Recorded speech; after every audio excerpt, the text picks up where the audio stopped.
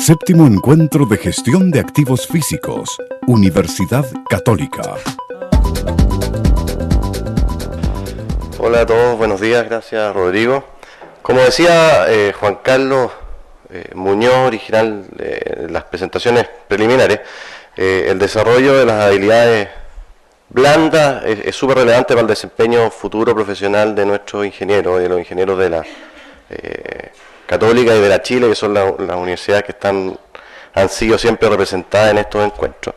Yo hoy día voy a hablar más en el lado blando de las cosas que en el lado duro de las cosas. En el GAF anterior me fui un poco más al lado duro y hablé sobre modelos matemáticos y condiciones para aplicación de distribuciones Weibull. Hoy día voy a hablar sobre lecciones aprendidas en el diseño de servicios de mantenimiento. En la evaluación o cotización de un servicio de reparación y mantenimiento, yo voy a hablar de servicio relleno, y esta lámina tiene mucho texto, pero quiero destacar algunos puntos principales.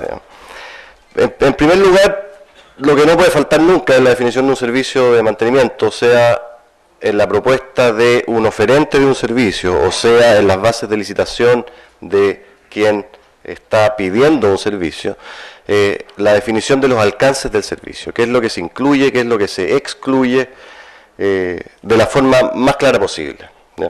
En segundo lugar, tratar de definir mecanismos que sean realistas para la reajustabilidad de los precios, digamos, porque en la gestión de activos fijos, de activos físicos, los ciclos normalmente son largos, sobre todo en industria intensiva en capital como la minería, como la industria de la defensa o transporte de personas como el metro y otras empresas que yo sé que están representadas en la audiencia hoy día.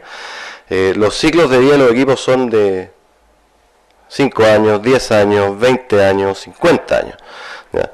Por lo tanto, cuando uno da el paso de evaluar la externalización del mantenimiento de estos equipos, hay que tener dentro del campo visual el ciclo completo de vida del activo.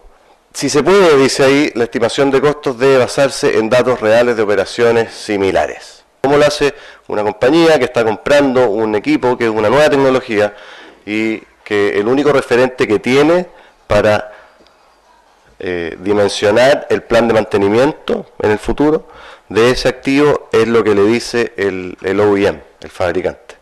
Okay. Por muy nueva que sea la tecnología, por muy novedosa que pueda ser, siempre vamos a poder encontrar algo que en el contexto de la sensibilidad de ingeniería, si se quiere, de ese proyecto, va a ser similar. Hay que tratar de buscar dónde están las similitudes de las cosas nuevas y hay que tratar de siempre comparar la información nueva o teórica, si se quiere, con la experiencia de operaciones reales. Si ustedes son una empresa que quiere pasar a la externalización, tratar de pensar cuáles son las cosas que yo le voy a exigir a mi contratista y tratar de exigir las mismas y pedir el mismo estándar en todas ellas.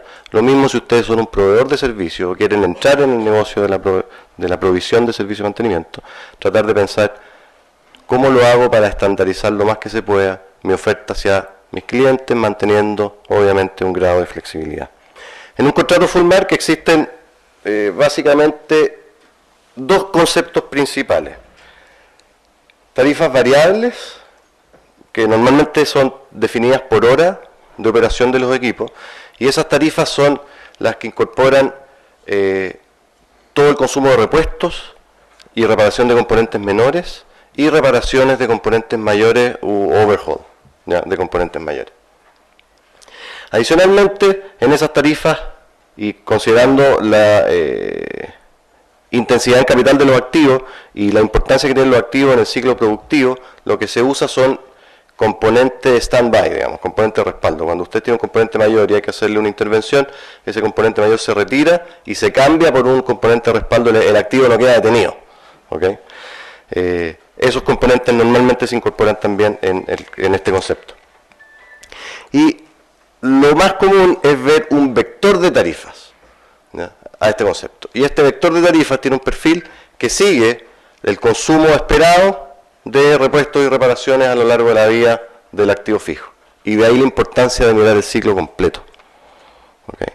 El primer año de operación de un equipo, y esto es lo mismo cuando ustedes compran un auto nuevo, el primer año del auto nuevo, el consumo o el costo de mantenimiento de ese auto nuevo es bastante más bajo que en años posteriores. en un activo industrial o de uso industrial es exactamente lo mismo. El segundo concepto es, normalmente se habla de montos fijos mensuales, aunque a veces también se usan tarifas horarias, para todo lo que es mano de obra y concepto asociado a la mano de obra e infraestructura. ¿Okay? La infraestructura que es aporte del proveedor de servicio.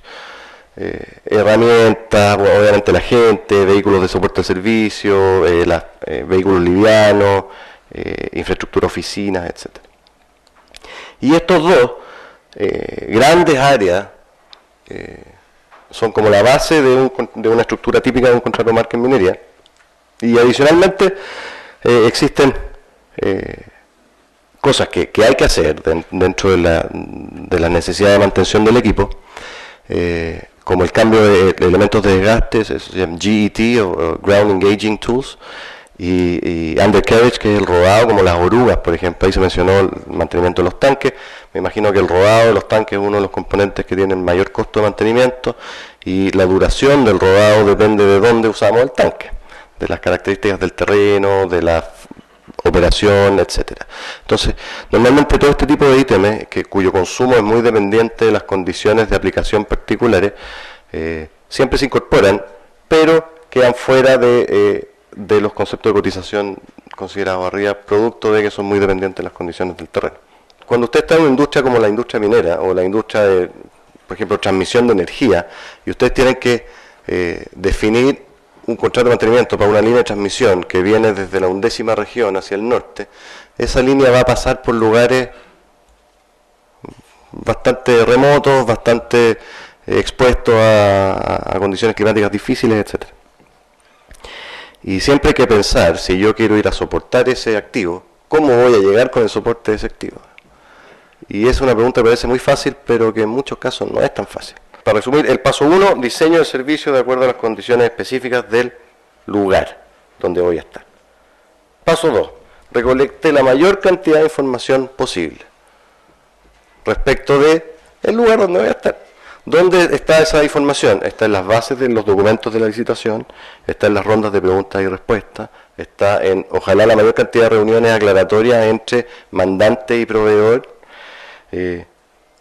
está en la experiencia en operaciones similares y está en visitar el terreno. Los 5 pasos en el diseño de un servicio de reparación son también los 5 pasos en el diseño de un programa de mantenimiento. Si ustedes van a ser in-house maintenance, gerente de mantención de un proyecto nuevo que esté partiendo, tiene que ponerse en esos escenarios y tratar de evaluar las mismas dimensiones. ¿Con quién lo voy a hacer? O sea, ¿qué es lo que voy a hacer? ¿Con qué recursos lo voy a hacer? ¿Qué es lo que me voy a comprometer a entregar? ¿Y cuánto es mi presupuesto? Son como las 4 grandes dimensiones de la definición del programa de soporte a un activo físico. Y con eso, mediante asumir ciertas funciones, internalizar parte de tus funciones, ¿cómo afecta eso en la administración del activo? Afecta, o sea, la decisión de externalizar parte o la totalidad del mantenimiento de un activo es una decisión estratégica, es una decisión que para mí va un poco más allá de ciclos más cortos o de crisis. Si bien lo que tú dices es súper cierto, cuando se vino la caída el año pasado y llegamos al $30 o $40, yo creo que no hubo ningún cliente, en el caso nuestro, al menos en Komatsu, que no nos llamó para saludarnos y felicitarnos, obviamente. Y obviamente, o sea, si la idea es trabajar en conjunto y tratar de maximizar el beneficio de los dos, digamos, si lo que queremos es maximizar el performance de los equipos al menor costo posible, ¿verdad? Porque si el menor costo posible, eso beneficia al dueño de las máquinas y beneficia a mí porque me hacen ser más competitivo y en el futuro puedo competir mejor en otros proyectos. Para seguir avanzando en la mañana, que tenemos un poquito de retraso, le damos las gracias nuevamente a Arco.